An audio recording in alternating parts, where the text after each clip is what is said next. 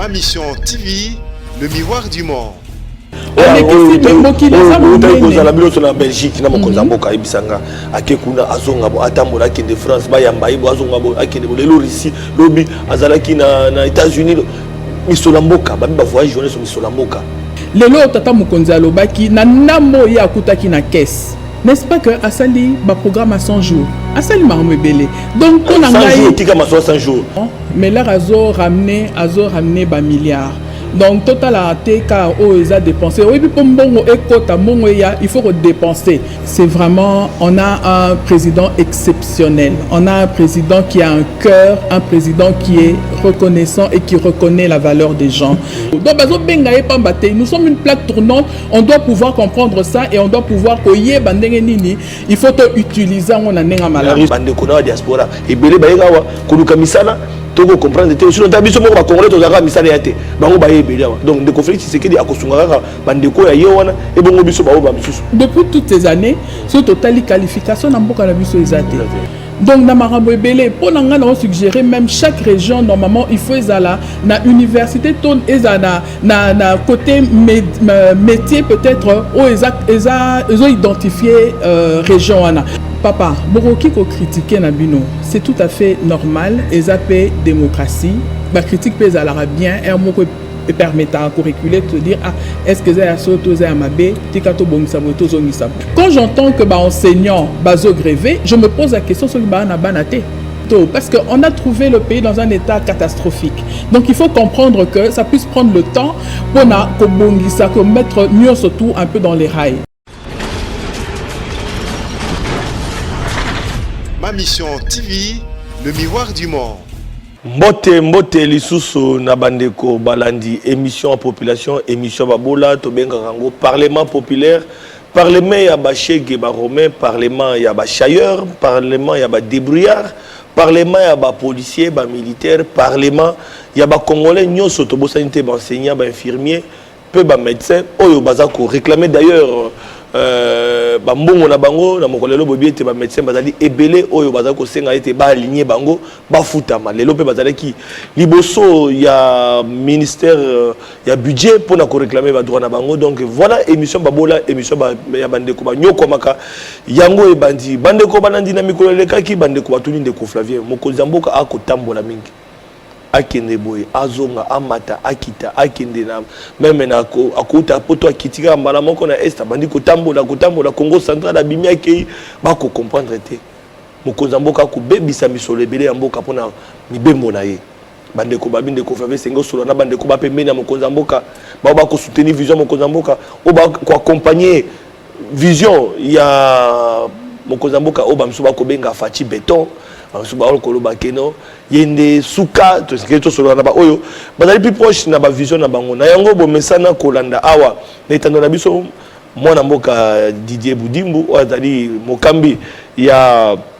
daki ko benga ngo parti politique to association to pe mouvement na banzi ete tozali na mokambi moko pe awa na plateau na biso oyo akotalisa biso dynamique Fachi président oyo ezali ko accompagner bako mona o mokonzi mboka ko sala o population akoloba o bandeko bako benga na mikila poto baka ete seule émission ko landa manangonga oyo partout dans le monde na mikila poto na Congo na Afrique partout bandeko landa kabiso bayibi makamango ezali ko kende to mbi pona bino bandeko balandi cette fois-ci oyo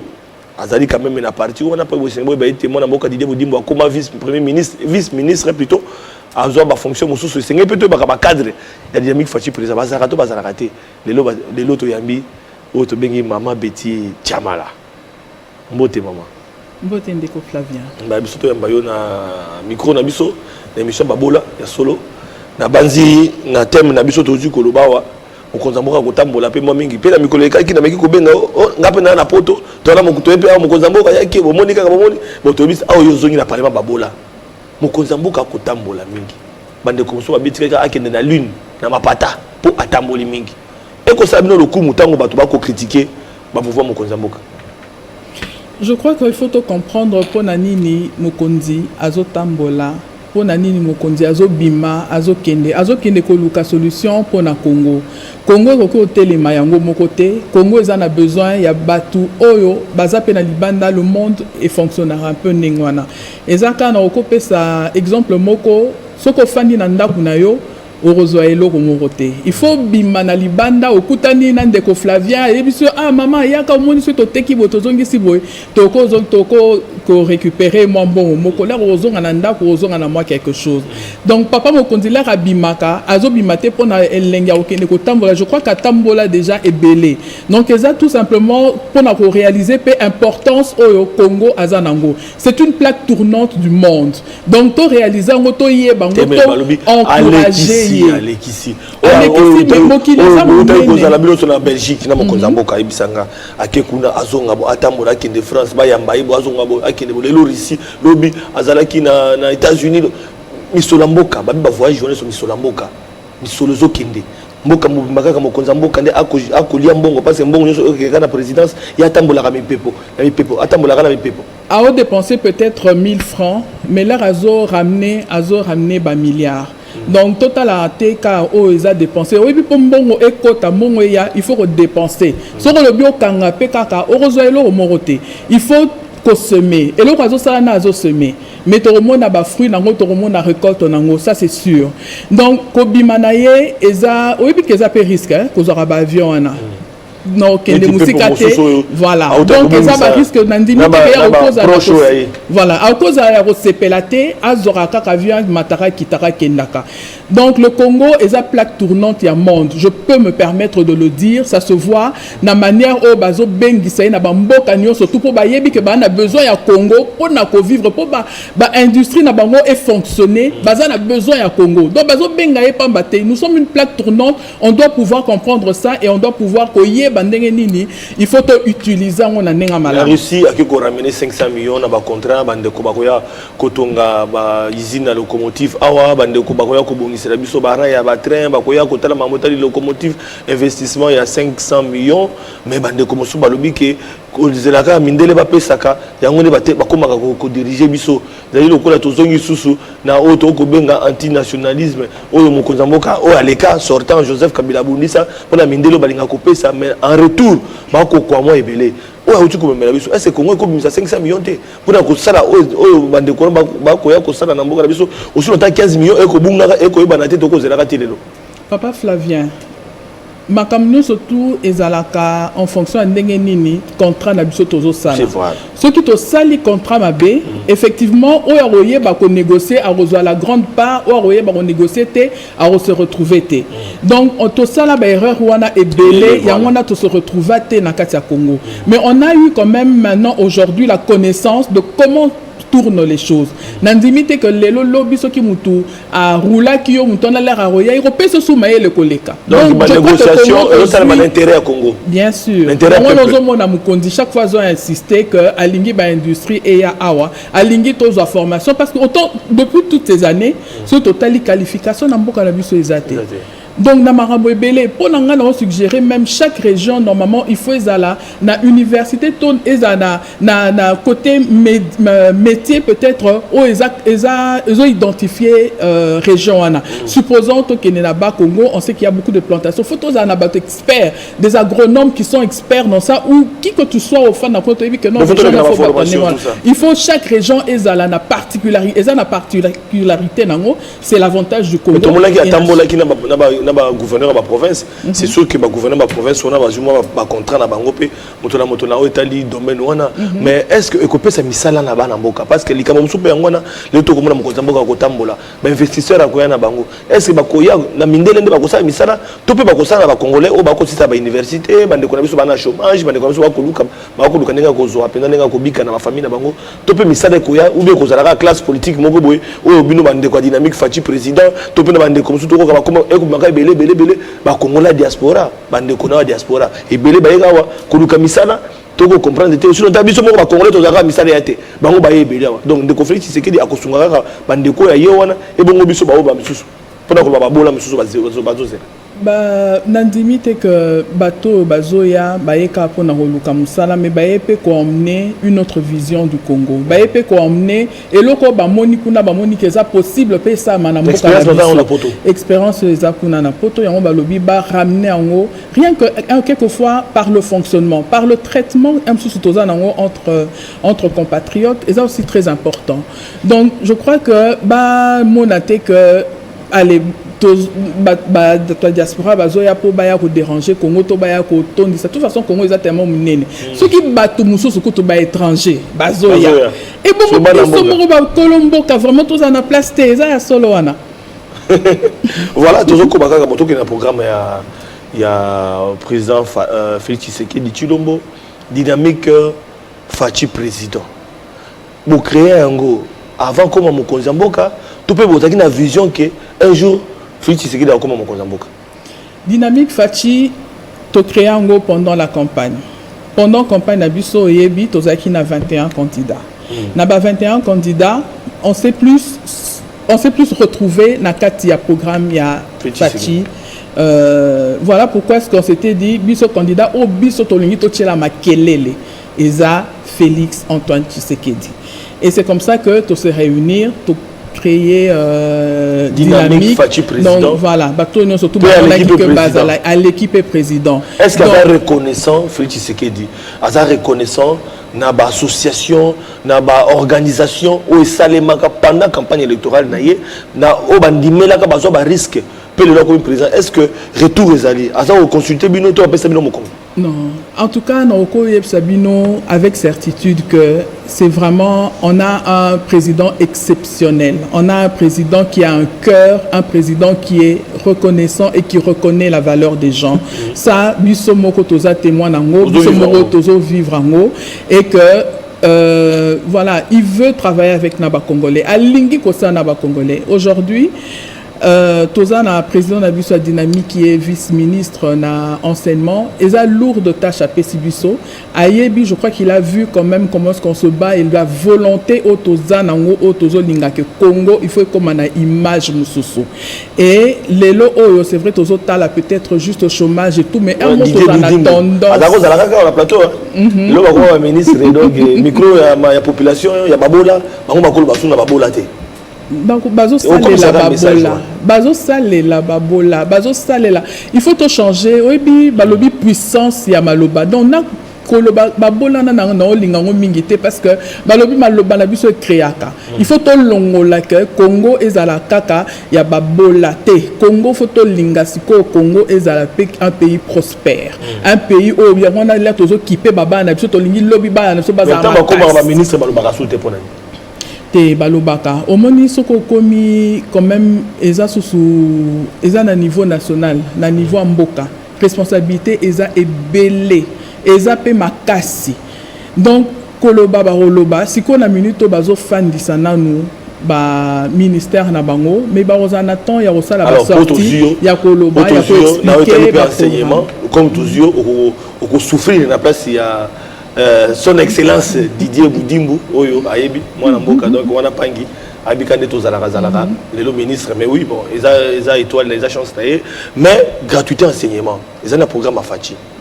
gratuité enseignement au kombi mama na likambo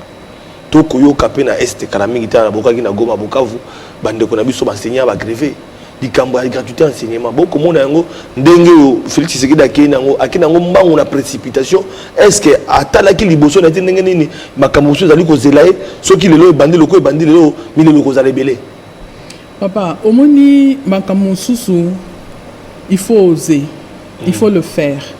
makambo papa mokonzi asali ezali likambo moko oyo constitution na biso eloba il faut to saler lango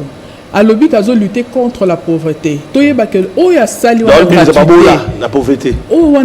c'est déjà lutter contre la pauvreté le fait qu'il y a que former banana biso le fait que banana biso ba koka ko tanga ba koka ko koma ba koka ko za na instruction eza la lutte contre la pauvreté donc je pense que eza eloko moko oyo mutunyo surtout esika fandi il faut akumisango il faut aluka et salema quand j'entends que ba enseignant bazo grévé je me pose la question sur ba na ceux qui bazo linga bana na bango ba kena ko futa classe to ndenge ni nazo comprendre te mo konzi azo sala nyon surtout pour ba enseignant nyon surtout ba sala qui augmentation il y a ba salaire à ba enseignant bien que il y a la gratuité papa tozu mboka na niveau nini na minute ndenge tozo loba l'air bozo linga partout ba okende ba komi ko critiquer ce que Félix Tshisekedi. Papa, beaucoup qui critiquent Nabino, c'est tout à fait normal. Ils appellent démocratie. la critique pèse à la bien et et permettre à reculer te dire ah est-ce que ça a sauté à ma b tikato bon sabo to zongi sabo donc critique to ki ko boya ngote mais na minute oyo biso to zolinga to passer na ba action to zolinga ko ça la action les comme gratuité enseignement wana c'est déjà une lutte contre la pauvreté professeur de l'école catholique lokola to ko pesa to tanga lo collège bo to lokali sangabo lycée bonganga lycée bosangani ba lisanga bonganga lycée bosangani enseignant ndako zo moi $700 moi $800 tant les bazar couper ça ba élève éducation les lots enseignants ba mo futa na l'état ba kitina ba 300 000 francs ba 400 000 francs congolais ou comme on va valeur ba $200 tout ba sur le bébé $300 mais en euros 800 enseignants on appelle ba goma beaucoup ba vandi ko gréver ba se retrouver te yebisanga siko comment pallier la situation ba o bazar nango ba komi kozwa moke na ba ba ndele kozwa te ba komi kozwa wana eza sujet moko o eza en discussion voilà donc baota là pour voir ce qui ndenge nini baoki ko réajuster budget lukamba o to bité soki budget ngo pe ko répondre pour to ki ba député musu ba bike budget wana e ko sunga mokonza mboka te a réaliser vision o yazana yango makamno soto o salama kaka lelo te eza progressif. Donc là, le budget, c'est pour 1 an. Le lobby, c'est pour les 5 ans. Ah, pour 5 ans, Fatima, tu vas me dire là. Non, non. Il y a 1 an. Donc sur les 1 an, tu reçois la et Zomonana. Peut-être même, on ne sait jamais, Tokende, Topusana, voyons voir comment est-ce que le pays est en train de partir. Et je pense qu'il y aura possibilité. Là, peut-être, Batalibana, Bazotana, Bazobanga. Mais il faut recha, il faut y aller, il faut oser. Il faut oser la possibilité, il faut oser, il faut se dire que les choses vont changer. Et avec le peu que nous avons, il faut tout changer, Makamu. Quelquefois, il ne faut pas kaka et belé moko ce qui a n'engénité. Mais dans la tozana, ce qui te lobby, toute organisation malamu, toko sala makambo ebele. Lelo tata mukonzi alobaki na namo ya kutaki na caisse. N'est-ce pas que asali ba programme à 100 jours. Asali makambo ebele. Donc on a 100 jours tika ma 100 jours. 100 jours so de mouton, ego to mbe so mouton, so soni. Problème depuis banda ti lelo embouteillage. Depuis banda so de mouton. Oyebi pona ko bota mwana, pona ko bota mwana, il faut 9 mois. 9 mois, Papa Flavien, 9 mois, il y a comme ma zemi. Zemi, c'est très compliqué. Aux mois, net au kufa, aux mois, net vie aux achetés. Mais après 9 mois, là, au robot, à moi, au CP. Donc, ce dont on est Ekoya, Ekosila, Bobi Borobo, ça va l'électricité na Congo, Bodaboy. Tel a se dépassé le Congo central. Quand on a mis ça dans le Tambo, qu'on n'a pas zone, non, problème à courir, c'est réglé. Et zone, il soupire. Donc, il y a des gens qui ah, Kabila zone à Kaka. Joseph Kabila zonga rapo o ba ko mo ko sikita mabuka batu mo ko na mabuka Félix Tshisekedi na famille ou bazani na musala na ba ministre no même mo sikita bango population ako na bongo o ba ko Joseph Kabila zonga ne kaka yango peza ko loba makaka l'air à 18 ans de pouvoir to tikoza nango yango peka ba holoba lelo oyebi na okoloba soki lelo na zui nguba na loni na ndimite que lobby na oya na lesika na lona ki na koka déjà ko buka nani nguba anate et aux attend nango ekufa et aux attend nango ekola et aux attend nango alors on a souffrance na minuto to lona na minuto parce que on a trouvé le pays dans un état catastrophique. Donc il faut comprendre que ça puisse prendre le temps pour na ko bongisa ko mettre mieux surtout un peu dans les rails. C'est tout à fait normal. Tout à fait normal. Mais volonté eza motoye bape que volonté eza ekozaka ya mutu mokote. Volonté faut aller à la population mobimba, volonté faut aller à bakonzo ba osala na président, il faut baza la paix na volonté wana ya rolinga ko bongisa bisika baza. Question suka mokonza mboka nenga linga ba pepo akende azonga pas accueillir États-Unis azonga mais après le sous lancement Kinshasa bopeto. Oh Kinshasa bopeto sengele banda un certain vendredi mokonza mboka aux États-Unis mais tout surtout kabo to ko mona pe na lancement na Gentini Ngobila gouverneur de la ville de Kinshasa. Avoyage qui toi avoyage qui peut me avec non ndeko Félix avoyage qui na été batama qui na dans ndako azeli kaka yana eza solo mokonza mboka avoyage qui vendredi pas samedi mokonza mboka voyage qui eza qui na importance nango au même titre que Kinbopé Topeza qui n'a importance nango. Il tenait à ça, yangwana lingi, alinga mona mboka ne banda, ezana ilongi mususu et rayonné, yangwana bomoni que malgré voyage à Moulaya Salaki, alinga qui a absolument présent pour ça, oui, pour la que ezana importance, mboka na biso foueza ki toko, on n'a pas le droit d'avoir un pays sale autant qu'il est. On n'a pas le droit 9 mois quand même Félix Tshisekedi des années tout à l'heure image attend les tous ko loba bonde moi image tanga ndenge ville à Kinshasa et comme bande ko ba ko mona ngo en image hôtel de ville et si ka tozali à télé 50 tala bande ko ba ko mona na bilili yo moko mona kuna tala station zenge zindi en pleine capitale lelo catastrophe ngamo ko kutu laki victime na ndako na ngai mai zindi na bungisi ba pareil et le to ménage ba image bande ko mona ki tout ça tala ville à Kinshasa 9 mois Félix Tshisekedi na pouvoir centre ville des Alibou Papa Flavien au eza résultat moi na 18 ans siko na moi na ya 9 na moi na ya 9 mois yebisanga na nyoko comparer moi na 18 ans na moi na 9 mois ba rozandenge moko moi na 9 mois zo yekola ko marcher à 4 pattes moi na 9 mois azo yekola côté lema donc na minute na 9 mois otoza nango na 18 ans o yango la conséquence à 18 ans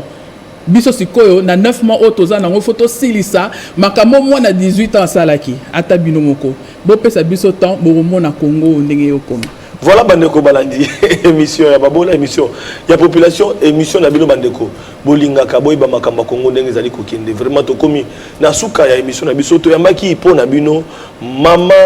Betty Chamala oyo azali mokambi moko bakambi ya dynamique Fachi président alobiete ba kelaka yango tango bazalaka na vision moko pona komona ndeko Félix Tshisekedi président de la République pe lelo azali na bonga yango to lobiete to komona Congo e ko kende liboso te pasi na pasi Kinshasa yango to komona mbula soko beti pasi bato ba ko nyokwama lelo Félix Tshisekedi au pouvoir babe tambola mingi biso la leta ko sidaka eloko ni Congo ko gagner yango to bengaki mama aya no la père lobiete bébé à 9 mois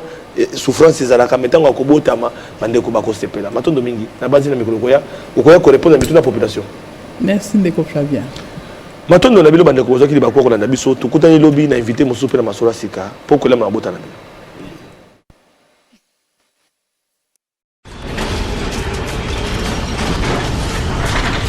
Ma mission TV, le miroir du monde.